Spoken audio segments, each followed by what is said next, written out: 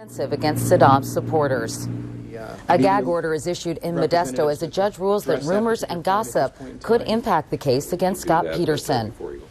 And we'll look back on a legend, the late, great Gregory Peck today, Friday, June the 13th, 2003.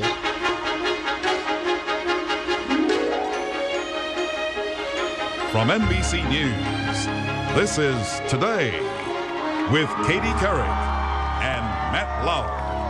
Live from Studio 1A in Rockefeller Plaza. And welcome to Today on this Friday morning, everyone. I'm Katie Couric. And I'm Ann Curry. Matt's going to be back on Monday. We've got a lot ahead today. And thank you. As we've been reporting, Oscar-winning actor Gregory Peck died Thursday at the age of 87.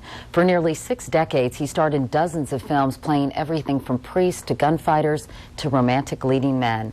NBC's Keith Morrison takes a look back at one of the most enduring and respected stars in Hollywood history. Gregory Peck, one critic said, could make human decency look sexy, as he did here in Roman Holiday. I always had kind of a crush on him. I mean, he's so beautiful. So beautiful. But I knew he was more than that. I don't remember ever working with an actor that was as educated, cultured, cultivated. He was the vision of a movie star. In more than 50 films over 50 years, Peck served Hollywood as a dashing leading man with an unshakable moral center. Robert Osborne is a film historian and columnist for The Hollywood Reporter. He was somebody that, no matter what he played, was somebody that you would like. And he also had that great ability that very few actors had, that both the women and the men in the audience could really like him. He was a California boy, Eldred Gregory Peck. Grew up in La Jolla, where his father owned a drugstore. He started acting in college at Berkeley, where anyone could see he was a natural. Then he moved to New York and made his tall, handsome mark on Broadway and caught the eye of agents in from Hollywood. His movie debut came in 1944, Days of Glory. All of a sudden, this tall, lanky guy playing a Russian just kind of loomed out. And the minute you saw him, you knew, well, he's got it. He would make his greatest impact on screen as the voice of reason, the average Joe with a social conscience. Do you follow the Hebrew religion yourself? In 1947, he played a journalist posing as a Jew in the first major Hollywood film to take on anti-Semitism, Gentleman's Agreement. Look, I'm Jewish, and you don't take Jews. That's it, isn't it? I never said that. If you don't accept Jews, say so.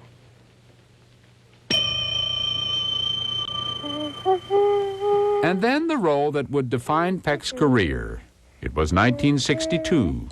The studio sent him a book. Then something told me to read it right away. So I stayed up and read the whole book, called him early in the morning and said, if you want me for this, you've got me. It was To Kill a Mockingbird. In the movie, Peck played Southern lawyer Atticus Finch, defending an innocent black man. A quiet, humble, respectable Negro who has had the unmitigated temerity to feel sorry for a white woman, has had to put his word against 2 white peoples.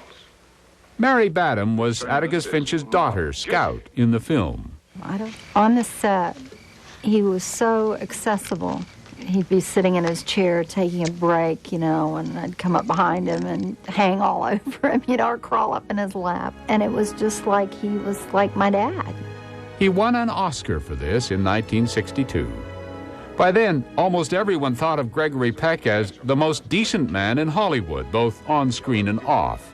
He remained a quiet man, private. In our courts, all men are created equal. He chose films that reflected his own personal values. And that's very nice because that soul of his will resonate in so many of his movies. One time, Peck was asked what sort of character he liked to play in his movies. His answer, unassuming and almost shy in that soft, deep voice of his, turned out to be a definition of his own life, too. I suppose it's a fellow that you can more or less depend on to do the right thing. A good man, I suppose. not a Superman. I think maybe people might feel that I could be their brother, their uncle, their father.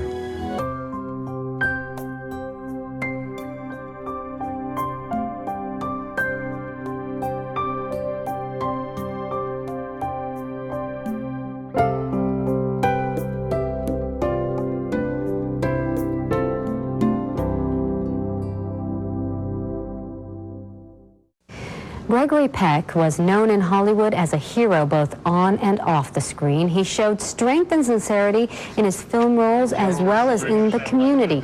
The Oscar-winning actor died in his home overnight at the age of 87. His wife was by his side.